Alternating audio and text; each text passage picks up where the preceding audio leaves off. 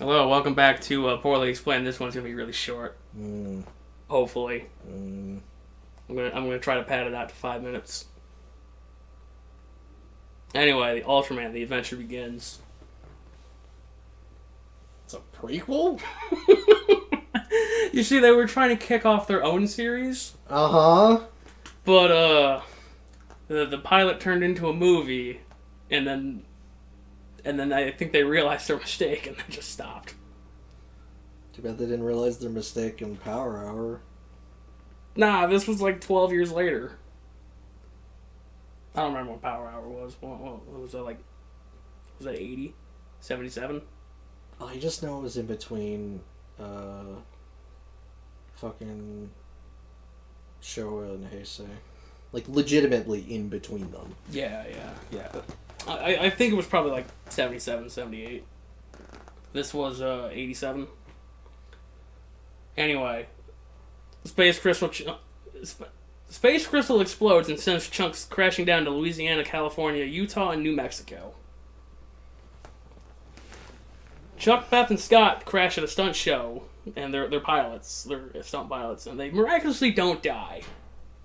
They're relieved of duty. Because I think they're in the army, and like, their superior officer's like, yo, that's mad fucked up, none of you were dead. I don't know about that. I think it's mad fucked up that they work for the army and they're doing stunt shit. Well, I think they're like recruiters or some shit like that. Anyway, they're relieved of duty. They on their vacation they get invitations from a mysterious groundskeeper at a golf course. What is this, a fucking Scooby-Doo episode? And so like they go to the golf course, hole 18, and like the guy clicks his remote, and it fucking just sinks down into his underground lair. Oh my god. So he knows they're ultras now, and he gives them new jets.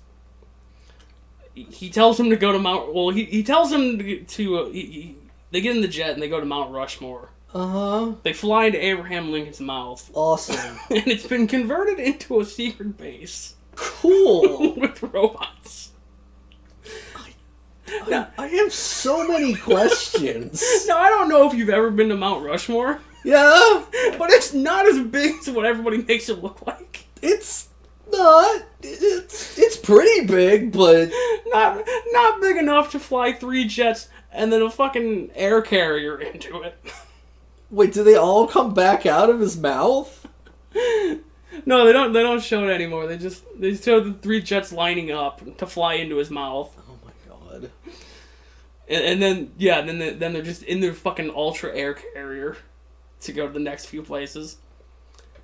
So the gang heads to Louisiana to fight with the first monster. He's big old plant. And they get a call, and the monster in California is now active as well. He's a robot. So Scott separates from the group to go fight the robot. See, they were trying to cram all of the different tropes of Ultraman into a movie. So they got the natural thing, that's a plant. They got the robot.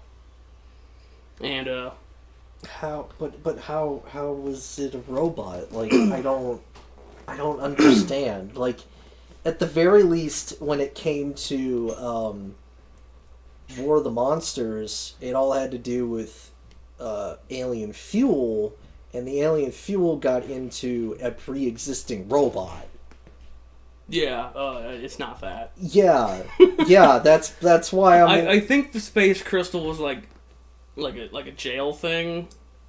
Oh my god! All right, you know what? Fine, whatever. It's a pocket dimension. Yeah, sure. Let's go with that. Beth kills the plant with salt water.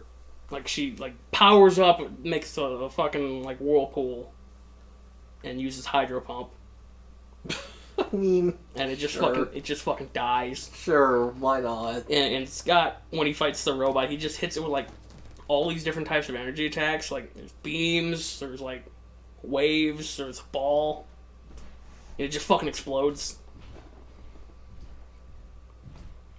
Anyway, there's a science lady, and she's trying to brand the Ultra Force as criminals because, they're killing aliens. She's like, we could be talking to the aliens. We could be doing diplomacy, you know, with the giant plant monster that's fucking up Utah. Or not Utah, Louisiana. Like, we could have done some diplomacy. Ultraforce, those guys are villains. And, like, Scott meets with her, and she's like, well, maybe next time, don't you think the Ultraforce can, like, talk to the aliens? And he's like, I guess we could keep that in mind. Anyway, the Utah monster shows up, and the National Guard comes in. They're firing rockets at it. Now, I don't know much about the National Guard. I didn't know they had access to, like, heavy ordnance like that. Yeah.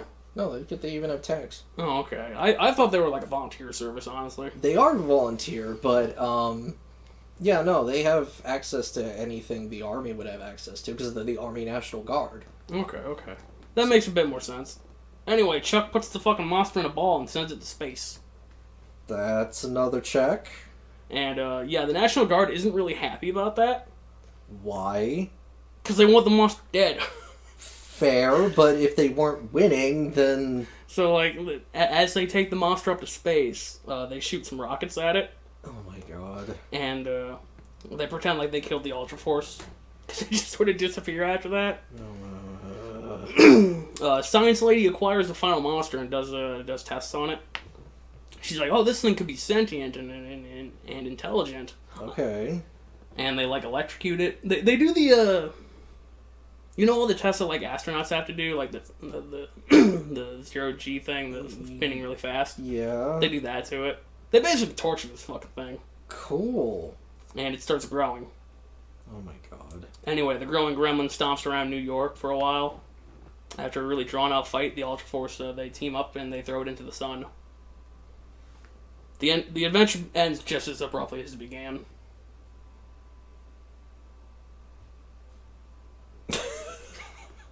I mean, it doesn't sound as god-awful as Power Hour. That's because they didn't have to make 26 episodes. They only had to make 4. God, Power Hour was miserable. But I feel like the Science Lady's kind of pointless. She was there to be a love interest for Scott. Yeah, until she became a villain. Yeah, it's fine. Don't worry about it. She comes up with a plan or something to fight the growing gremlin. Oh, I'm sure. I don't remember what the plan was. I think it was Oh no, the thing we were torturing in secret is mad. What will we do? Well, she wasn't the one.